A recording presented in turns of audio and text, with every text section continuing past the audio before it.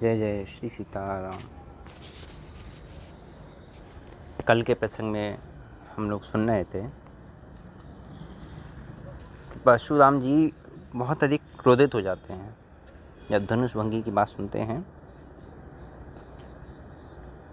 तो वो कहते हैं कि जिसने भी धनुष तोड़ा हो वो मेरे सामने आ जाओ, नहीं तो न तय मारे जहीं सब राजा, नहीं तो मैं जितने राजा हैं सबको समाप्त कर दूंगा। तो सब बहुत भयभीत हो गए। अति डरू उतरू दे नृप नाही, सब बहुत भयभीत हो गए। भय के कारण कोई उत्तर नहीं दे पा रहा है।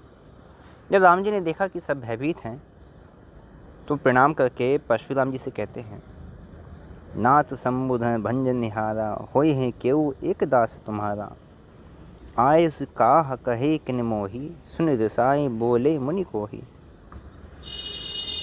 राम जी कहते हैं, हे नाथ, शंकर जी के धनुष को तोड़ने वाला तो कोई आपका दास होगा, उसके लिए क्या आज्ञा है आप मुझसे कहिए। तो परशुराम जी इस बात को सुनकर यह नहीं समझ पाते हैं कि उत्तर देने वाले जो राजकुमार हैं यही धनुष तोड़ने वाले हैं। क्यों? क्योंकि वो राम जी को देख कर वो ऐसी कल्पना ही नहीं कर सकते थे कि धनुष तोड़ने वाले का स्वरूप मेरे सामने ऐसा होगा। वो जब महाजनक की जब स्वयंवर सभा में जब पहुंचे हैं तो उनके मन में धनुष तोड़ने वाले के लिए दो कल्पनाएं थी, या तो ऐसा होगा या ऐसा होगा। क्या? एक तो कि वो गर्व से सीना फुलाकर मेरे सामने आएगा, है ना, मेरे सामने आएगा, अपनी बात कहेगा, या फिर वो मेरे भय के कारण थर थर कांप रहा होगा। लेकिन जब वो सामने आए तो उन्हें ऐसा कोई व्यक्ति दिखाई नहीं दिया जो सीना तान कर खड़ा हो। उन्होंने सोचा कि हो सकता है कि मेरे आने से पहले सीना तान कर खड़ा हो और जब मेरे आने का समाचार सुना हो तो समाचार सुनकर डर के मारे कांप रहा हो। ये सुनकर उन्होंने चारों ओर सोचकर चारों ओर नज़र दौड़ाई, दृष्टि घुमाई, तो कांपने वालों की संख्या इतनी अधिक देखी कि निर्णय करना उनके लिए मुश्किल हो गया, क्योंकि सभी कांपते ही दिखाई दे रहे हैं। और इधर जिन्होंने धनुष को भंग किया है वो राम जी न अकड़े हुए हैं और ना किसी प्रकार से भयभीत है, वो तो शांत भाव से खड़े हुए हैं। हृदय न हर्ष विषाद कछु। यही कारण था कि परशुराम जी ये नहीं समझ पाए कि राम जी ने धनुष तोड़ा है, वो राम जी की भाषा को भी नहीं समझ पाए, और इसलिए मध्य में लक्ष्मण जी को बीच में दोभाषीय की तरह आना पड़ा। क्यों? क्योंकि लक्ष्मण जी की विशेषता ये है कि वो भली भांति से राम जी की भी भाषा समझते हैं और भली भांति परशुराम जी की भाषा को भी समझते हैं। यहाँ पे जब राम जी ने प्रश्न का जो उत्तर दिया तो एक बड़ी अटपटी सी बात लोगों को यहाँ पे लगती है कि राम जी ने ऐसी बात क्यों कही। राम जी ने ऐसा क्यों कहा कि धनुष को तोड़ने वाला आपका कोई एक दासी होगा, उसके लिए क्या आज्ञा है आप मुझसे कहिए। तो कहने वाले ये भी कहते हैं कि हो ना हो राम जी स्वयं को सामने लाना नहीं चाहते थे, इसलिए राम जी ने बातें घुमा के कहना शुरू कर दी। राम जी ये भी तो कह सकते थे कि धनुष को मैंने तोड़ा है, मेरे लिए क्या आज्ञा है या क्या दंड है वो आप मुझसे कहिए। राम जी ने ये बात नहीं कही। तो लोगों के मन में शंका होती है कि राम जी को इतना घुमाकर उत्तर देने की क्या आवश्यकता थी कि शंकर जी का धनुष तोड़ने वाला कोई आपका दास होगा। तो ये हमारे समझ की बात है, क्योंकि हम लोग वास्तव में राम जी के चरित्र को ठीक ठीक प्रकार से समझते नहीं हैं। यदि राम जी के चरित्र को ठीक प्रकार से समझते तो ये बात हम लोग नहीं सोचते। हम लोग या कोई भी ये जो बात सोच रहे हैं, कह रहे हैं, वो इस बात को नहीं कहते। और देखा जाए तो राम जी ने अपनी समझ में कोई घुमाकर वाक्य नहीं कहा है, उन्होंने तो अपने जीवन का सत्य ही कहा है।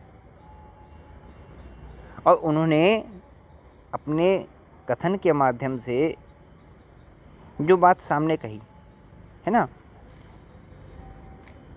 कोई व्यक्ति यदि उसे अपने जीवन में स्वीकार कर ले तो उसका जीवन परिवर्तित हो जाएगा, यदि वह राम जी की बात को ठीक ठीक समझ के स्वीकार कर ले। परशुराम जी ने पूछा कि धनुष किसने तोड़ा, है ना? तो राम जी के उत्तर का तात्पर्य ये था कि जब धनुष था तब तो भले ही उसके तोड़ने वाले की आवश्यकता रही होगी। धनुष है तो तोड़ने वाले की आवश्यकता है तो रही होगी, लेकिन जब वो धनुष टूट चुका है तब उसके तोड़ने वाले की कोई आवश्यकता नहीं है। धनुष को तोड़ने वाले टूटने के बाद भी यदि तोड़ने वाला बना रहेगा तो इसका अर्थ है कि धनुष को तोड़ने का अभिमान, अहंकार उसके साथ में बना रहेगा कि मैंने धनुष को तोड़ा है। तो धनुष जब था तब तो उसके टूटने वाले की आवश्यकता थी, कोई इसे तोड़े, लेकिन जब धनुष टूट गया तो उस आवरण को अपने ऊपर ओढ़े रखने के लिए कोई आवश्यकता नहीं है कि मेरे द्वारा इस धनुष को तोड़ा गया है। यदि धनुष के टूटने के बाद भी उसके तोड़ने वाला बना रहेगा कि वो सब जगह गाएगा कि मैंने धनुष तोड़ा है, मैंने धनुष तोड़ा है, मेरे में इतना बल है, मेरे में इतना बल है, वो उसका अभिमान लेके घूमता रहेगा, तब तो फिर ये संघर्ष वाली स्थिति हो जाएगी। और यही राम जी के चरित्र का दर्शन है।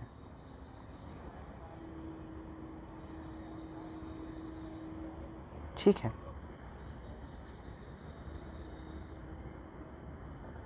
रामचरितमानस में यह भगवत गीता में इस प्रकार की बातें कही गई हैं। ठीक है, कि तात्विक दृष्टि से जीव करता नहीं है। यदि तत्व की दृष्टि से देखा जाए तो जीव करता नहीं है। उसका क्या तात्पर्य है कि व्यवहार में तो व्यक्ति कर्म करेगा, वो कहेगा कि हाँ मैं गया, मैंने खाना खाया, मैंने पिया। तो जैसे कुछ लोग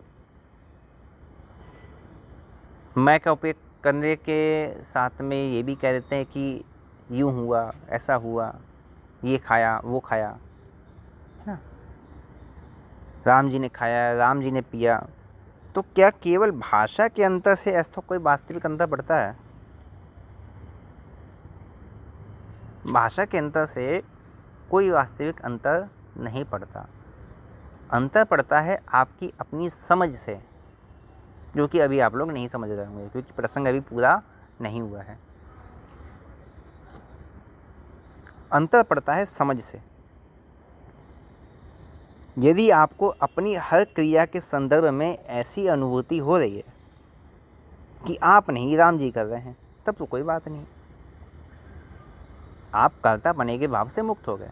मैं नहीं कर रहा हूँ, राम जी कर रहे हैं, तब तो कोई बात नहीं। लेकिन यदि आपके मन में अपने कर्तापन की अनुभूति बनी हुई है कि मैं कर रहा हूँ, और ये अनुभूति होने के बाद भी आप दुनिया में चिल्ला रहे हैं राम जी कर रहे हैं, राम जी कर रहे हैं, राम जी कर रहे हैं, ठीक है, तो केवल शब्दों में राम जी का नाम लेना, उससे आपको कोई लाभ होगा? उससे आपको कोई लाभ होने वाला नहीं है, क्योंकि आपके हृदय में कर्तापन का अभिमान है कि मैंने किया है। राम जी का नाम तो केवल अब दिखाने के लिए ले रहे हैं। मान लीजिए आपको भाषण देने के लिए कहा गया, तो जिस समय तक के लिए भाषण देना है उतने समय तक के लिए तो जो वक्ता रहेगा, ठीक है, वो सुखी रहेगा, क्योंकि बात अपनी कह रहा है और लोग सुन रहे हैं। वो बात अपनी कह रहा है, लोग सुन रहे हैं, तब तो वो सुखी रहेगा उतने समय तक के लिए। अब भाषण हो गया ख़त्म।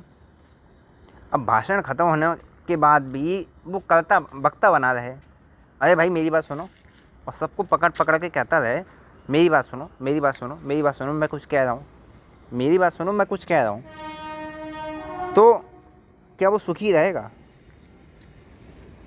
वो अपने लिए ही समस्या खड़ी कर लेगा ना। मान लीजिए आप कथा सुनने बैठे हैं और आपको ध्यान रह गया कि आप तो बहुत बड़े वक्ता हैं। आप कहीं कथा सुनने के लिए गए, ठीक है, बात ठीक से समझिए, आप कहीं कथा सुनने के लिए गए, लेकिन आपके मन में ये भी बात है कि मैं तो बहुत बड़ा वक्ता हूँ। जैसे आजकल कथावाचक हैं, जैसे एक कथावाचक दूसरे कथावाचक की कथा में गया सुनने के लिए, लेकिन मन में वो ये अभिमान भी रखा हुआ है कि मैं तो बहुत बड़ा कथावाचक हूँ। तो वास्तव में यदि आप ये बात मन में रखेंगे तो आप कथा सुन ही नहीं सकते, आप कथा सुन ही नहीं सकते। ये संभव नहीं कि वक्ता बैठकर कथा सुनने का काम करे। उसका काम है बोलना, उसका काम है बोलना।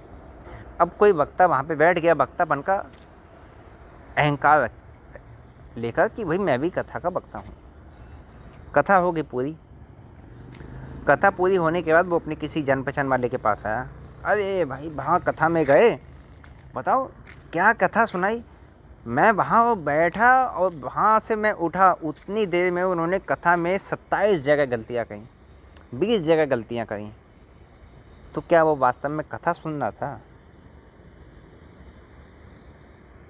क्या वो वास्तव में कथा सुनने के लिए बैठा था? नहीं, वो तो ये गिनती लगा रहा था कि ये कितना गलत बोल रहा है, सही बोल रहा है कि नहीं बोल रहा। वो कथा नहीं सुन रहा था, वो अपने कथा में जो वो सुनाता है, सामने जो वो सुन रहा है, उसमें केवल तुलना करने के लिए बैठा हुआ है कि मैं अच्छी सुनाता हूँ कि ये अच्छी सुनाता है। इसका अर्थ है कि जो श्रोता बन के बैठा है वो सुन नहीं रहा है, जो सुनने वाला है वो क्या है, वो वक्ता है। वो अपने आप को वक्ता मानकर ही सुन रहा है कि मैं तो कहता हूँ, तो मैं केवल इसकी गलतियाँ पकड़ रहा हूँ।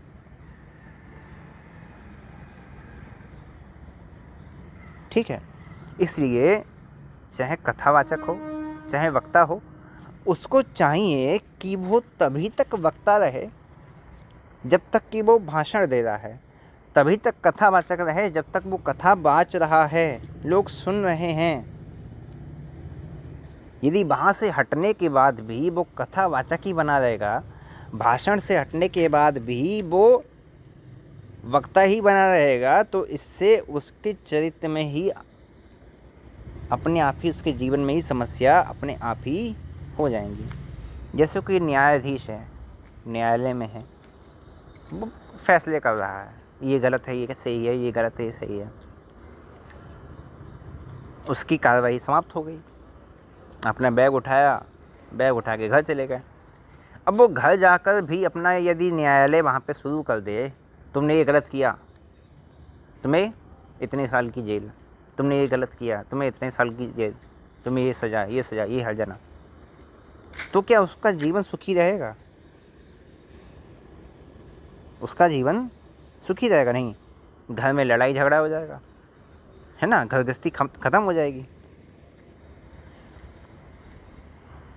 तो जीव की ये समस्या है कि वो जिस कार्य को बड़ा अच्छा मानता है कि उसकी दृष्टि में ये कार्य बहुत अच्छा है, उस कार्य को वो अपने ऊपर ओढ़े रहता है, उसी कार्य के भाव में वो सदा बना रहता है। जैसे राम जी के अतिरिक्त यदि रावण से धनुष टूट जाता, तो राम जी उस सभा में भी परशुराम जी पूछ रहे हैं तो भी नहीं कह रहे हैं कि नहीं मैंने तोड़ा है, मैं ही वो शक्तिशाली हूँ, मैं ही वो जो है शक्तिशाली हूँ कि जिसके द्वारा इस धनुष को भंग किया गया है। लेकिन रावण से यदि टूट जाता तो वो त्रिलोकी में गाता हुआ फिरता। क्यों? क्योंकि ये राम है, रावण नहीं है। उससे एक बार टूटता तो वो सैकड़ों वर्षों तक उसको गाता रहता कि मैंने तोड़ा, मैंने तोड़ा। क्यों? क्योंकि वो उस चीज़ को ओढ़े रखता कि लोग मुझे जाने कि मैंने धनुष तोड़ा है, लोग मुझसे भयभीत हों, लोग मेरे बल से भयभीत हों। लेकिन राम जी ऐसे नहीं है।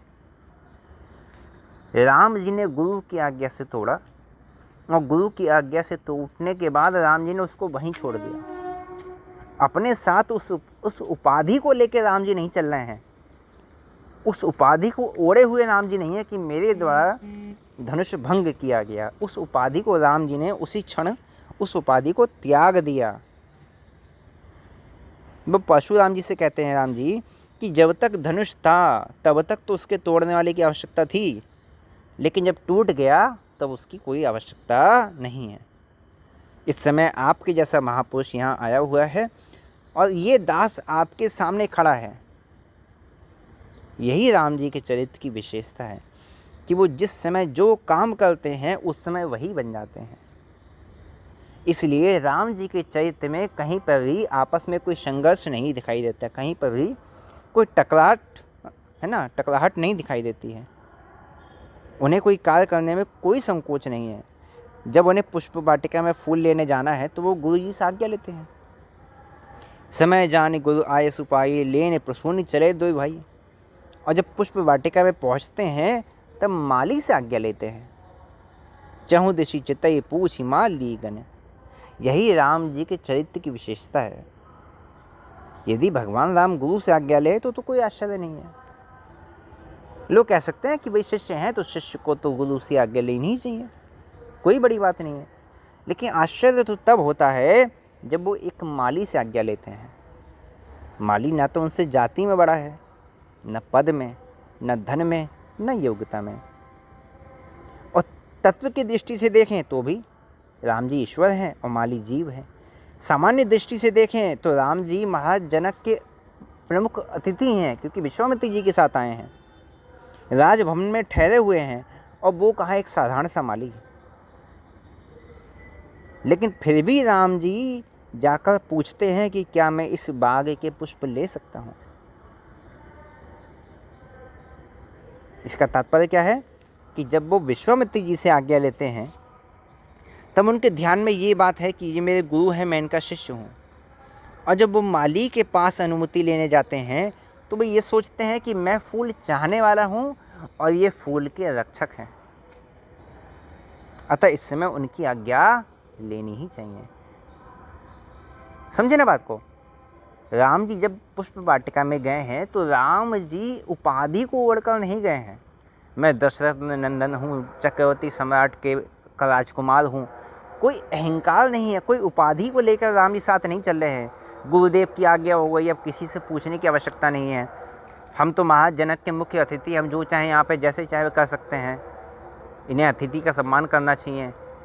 राम जी कोई उपाधि को लेकर नहीं चलते हैं। राम जी वही काम करते हैं जिस क्षण वो उस कार्य को करने के लिए जाते हैं, उसी के अनुसार राम जी अपने व्यक्तित्व को बना लेते हैं, अपने व्यवहार को बना लेते हैं।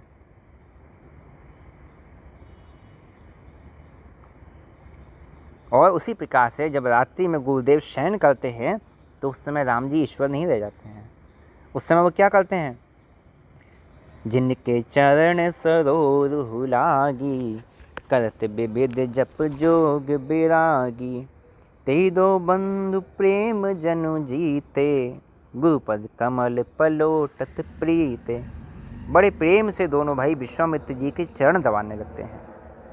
विश्वामित्र जी को बड़ा संकोच हो रहा है, क्योंकि वो तो राम जी के ईश्वरत्व को जानते हैं, उन्हें भगवान समझकर ही दशरथ जी से मांग कर लाए हैं। तो इनसे चरण सेवा लेते हुए विश्वामित्र जी को लगता है कि मैं कितना बड़ा अनर्थ कर रहा हूँ।